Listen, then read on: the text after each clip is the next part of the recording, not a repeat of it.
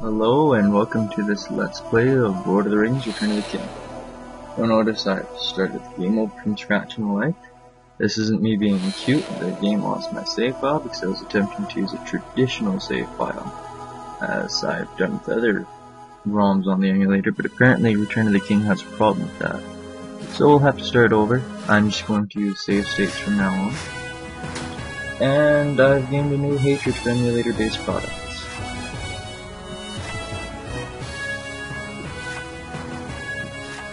And yeah, like I said last time, you're not missing anything important. It's basically Theoden being a douche to his niece. Nothing more, nothing less.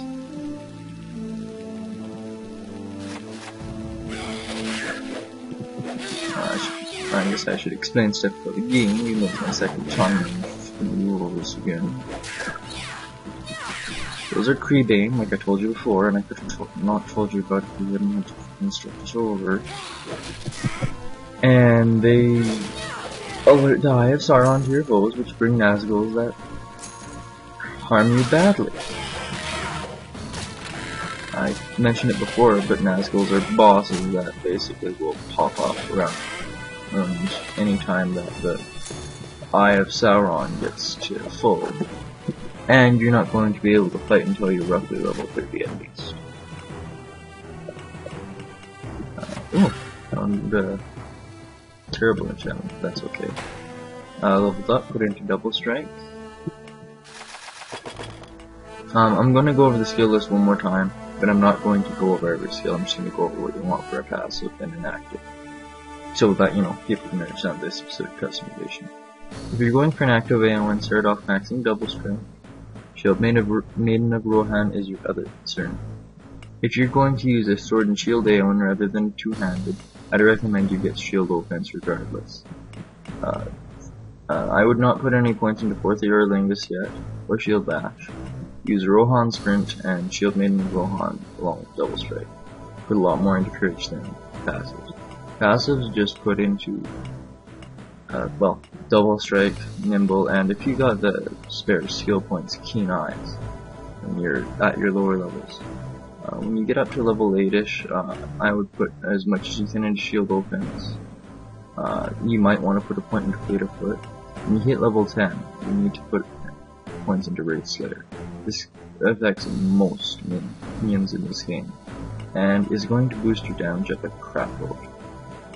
Wise is only recommended for both people, by the way, if you do plan to level up all the way to 52 rather than just the first 20 or so levels like most people will tend to. Defender's Fury, regardless of what you're doing, just put a point in there. Okay, we're done. Much faster than last time. I'm guessing people will still complain about it, but whatever.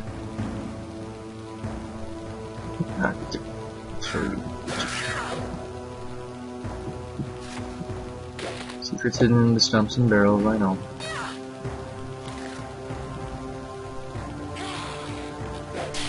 Show these guys.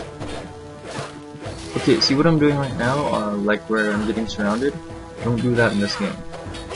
Your attacks generally, hit groups regardless of how many are in front of you. As long as they're in the hitbox, they will be hit by whatever you're attacking with. That's very good, because that means that they really cannot avoid you if they're all coming from the same direction. If they're coming from different directions, though, get prepared to be stun locked into hell, even by guys you'd normally find easy. Which is most of them by the end of it.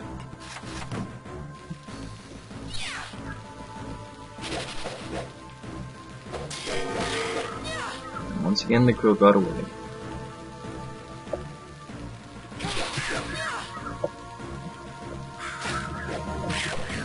As you notice, I went around the opposite way this time than I did last time I started up the game. I just find it, as I've been playing, easier to do it this way than... Ooh, Allies Longsword. I find it easier to do it this way than just going around the normal way, as it actually allows me to fight a little bit more balanced encounters. Not quite dogpiling on me at the same time as Creebane are coming, as you've already seen. I'm also not playing with a GIMP either, so That's helpful.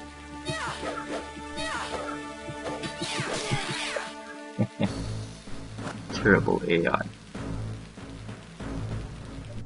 So I'm just gonna check this and gonna hurt me. Oh, okay, no.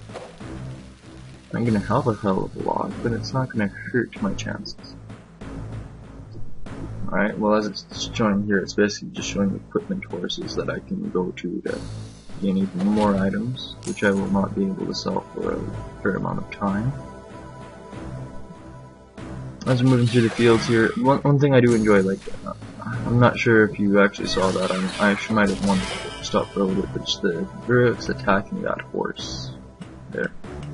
You know, it's not that impressive of an attack, or even a horse, really, but just the fact that they were able to use something even that simple for cinematic purposes is pretty neat in my opinion. You know, it pops up a fair amount of times, but sometimes you really do feel just a little bit more into the game just by seeing stuff like that. It's not just a bunch of guys that are sitting there waiting to kill you every single time.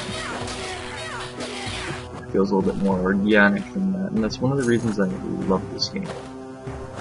One of the reasons I played on the freaking Game Boy Advance RPG, and I have Dragon Nest on my computer. Speaking of which, I could be playing Dragon Nest right now. No. I need to finish the video. Regardless of how cool everything in Dragon Nest is.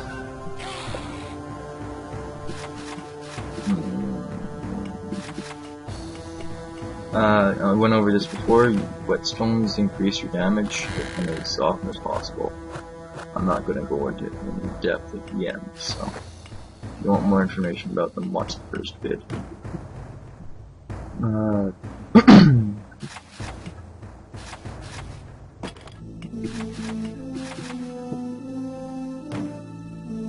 For pricing, the pricing for whetstones is normally double.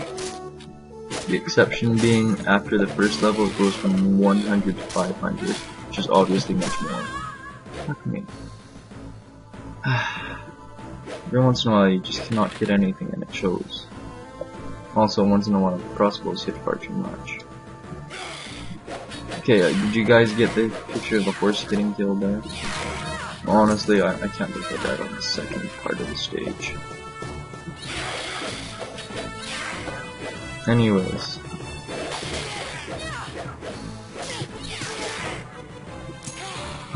Those are freshman soil herbs that I just picked up. They're basically the same as dried king soil herbs, except they heal double the health, and you can actually buy them when we find them. You genuinely don't care for the first couple stages, but once you really get high in the HPs, and once they start hitting you much harder, you are going to love that freshman spoil herb, especially for a boss fight. It can bring you up from 0 to full in nothing. And thankfully it uses the Diablo 1 and 2, well not Diablo 2 I think, but the Diablo 1 potion system where potions just instantly heal. And I'm a fan of that, at least for this game.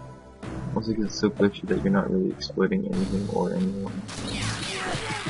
Ah, there we go. See, sometimes confrontations go like that, sometimes just due to bad luck it goes in a different manner. I don't know why that guy was over there. I really don't.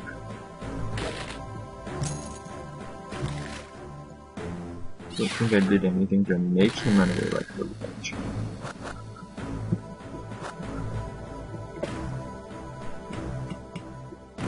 Guess I'm just that badass. I mean, not to brag, I'm just saying it's obviously the only solution here. Crystalline hatchet to sell or to keep? Fuck it. I'm about to use the crystalline hatchet. It's probably not going to be permanently because it has the fragile option on it. Notice how it's glittering blue in my hands? That's not a video problem, by the way. It actually does phase it out of reality scene. But basically, the fragile items have a chance to break every single time you hit somebody.